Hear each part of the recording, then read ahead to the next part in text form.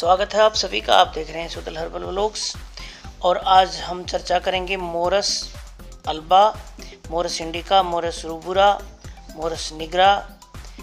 ये सहतूत की किस्में हैं, सहतूत की स्पीशीज़ हैं, वैरायटीज़ हैं जो अलग अलग जगह पे पाई जाती हैं।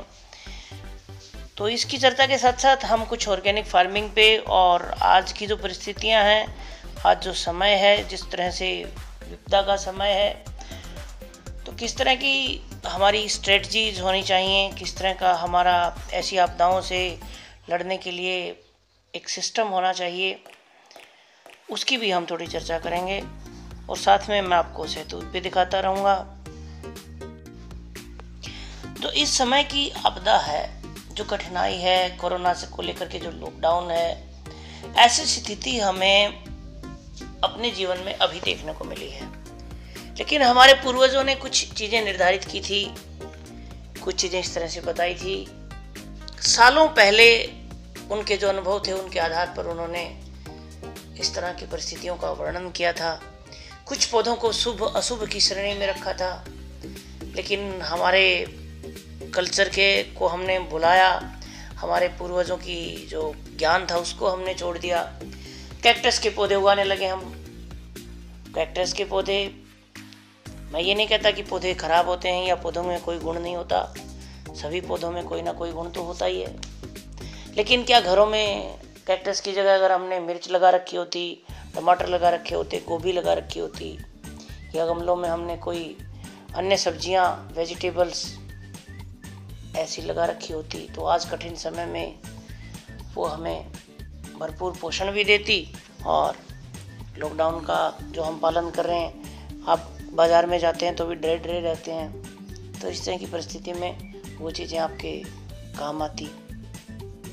तो इसलिए शुभ अशुभ का जो विचार है वो किया गया। जो लोग घरों में गाय पालते हैं, बकरी पालते हैं, आज उनके घर में दूध की कोई किल्लत नहीं है। किसी प्रकार की दूध, घी, छाछ, ये सब हमें अपने घर से ही मिल जाता। तो हम अपने घरों में अलग से एक सेपरेट छोटा सा सिस्टम बना लेते हैं कि थोड़ा सा जहाँ पे गाय भी हो हमारे पास, एक या गाय, बकरी या जो भी दुधारू पशु भी रखने की जगह हो, और वहाँ से जो खाद या जो गोबर हमें मिले उसका भी हम यूटिलाइज कर लें। किचन गार्डन भी हो छोटा सा। तो इसके लिए बहुत ज़्यादा जगह की भी आवश्यकता नहीं होती। आप कहीं भी इस तरह की चीज़ें हैं जो आप कर सकते हैं, और कठिन परिस्थितियों में वो चीज़ें आपका साथ भी देती हैं। तो इस बारे में हम थोड़ी परिचर्चा इसलिए कर रहे हैं कि जैसे मैंने एक संदेश भी इस तरह का डाला हुआ है कि हम एक मीटिंग, जो ऑर्गेनिक ग्रोवर्स हैं या टेरेस गार्डनिंग वाले हैं, जो भी साथी, वो एक मीटिंग रखें इस तरह की, और इस जो पुण्य कार्य को आगे बढ़ाने का विचार हम आगे करें, ताकि ऐसे समय में, ऐसी कठिन परिस्थितियों में हम आत्मनिर्भर बन सकें, हमें घरों से बाहर जाने की ज़रूरत ना पड़े, हमारा एज यूजुअल जो सिस्टम है वो चलता रहे। तो थोड़ी सी इस कोशिश में भी मैं कुछ अन्य वीडियो भी मैं बनाऊंगा शुभ अशुभ की, जहाँ बात होती है। हम घरों में तुलसी उगाते हैं, बहुत शुभ मानी गई तुलसी। तो शुभ होने के पीछे कारण क्या है तुलसी का? तुलसी की कहानियाँ हैं कि भगवान श्री कृष्ण को एक पलड़े में रखा और तुलसी के दूसरे पत्ते को एक पलड़े में, तो तुलसी के पत्ते के बराबर वजन है भगवान श्री हरि में।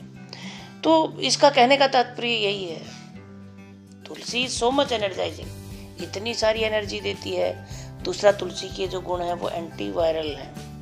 वायरस के प्रति जो तुलसी है वो बहुत ज़्यादा सहन शक्ति देती है, इसलिए हम घरों में तुलसी लगाते हैं। हमारी दादी, नानी सब तुलसी की पूजा करती थी। हम चाय में तुलसी का पत्ता डालकर पीते हैं। जो कैक्टस कल्चर है पौधों में, ये सब विदेशियों की देन है। जो लोग अपना काम स्वयं नहीं करते थे वो कैक्टस उगाते थे।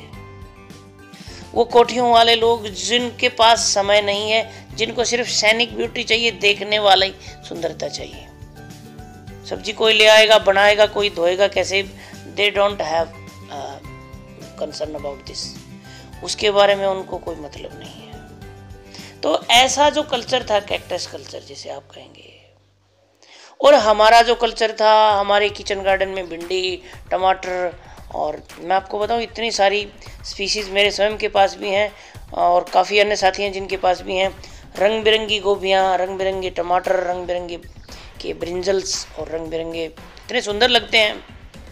भिंडियाँ भी रंग बिरंगी इतने सुंदर लगते हैं वो आपके गार्डन में कि आपको ये कैक्टस वगैरह और इस तरह के फालतू पौधे लगाने की आवश्यकता ही नहीं पड़ेगी।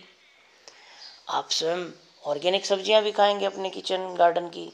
आपको पता है आपने इसमें क्या डाला, आपने इसमें जहर डाला नहीं डाला, क्या डाला है वो आपको पता होगा।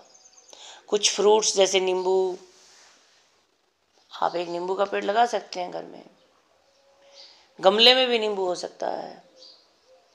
तो कुछ फ्रूट्स हैं जो गमले में भी आसानी से हो जाते हैं। इसके अलावा गिलोय और भी बहुत सारी औषधियाँ हैं जो सुंदर भी लगती हैं और हम अपने घरों में उगा भी सकते हैं। तो इस पर थोड़ा विचार मंथन और करेंगे, थोड़ी चर्चाएं और करेंगे। तो वीडियो भी आपने देखा है, लगातार आप देखते रहे हैं। ये मेरी लोकेलिटी का वीडियो है। एक शहतूत का पेड़ जो सफ़ेद वाला शहतूत है वो घर पे उगाया हुआ है, काला भी उगाया हुआ है। कैरोटीन्स बहुत ज़्यादा होते हैं इनमें, एंटीऑक्सीडेंट जिनका काम है एंटीऑक्सीडेंट के तौर पे काम करते हैं। इसका पाउडर भी आप बना सकते हैं जो सब्जी में या अन्य चीज़ों में रंग के तौर पे इस्तेमाल किया जा सकता है। जूस भी बना के आप दे सकते हैं। तो आप बने रहें मेरे साथ, चैनल को सब्सक्राइब करें, लाइक करें, शेयर करें।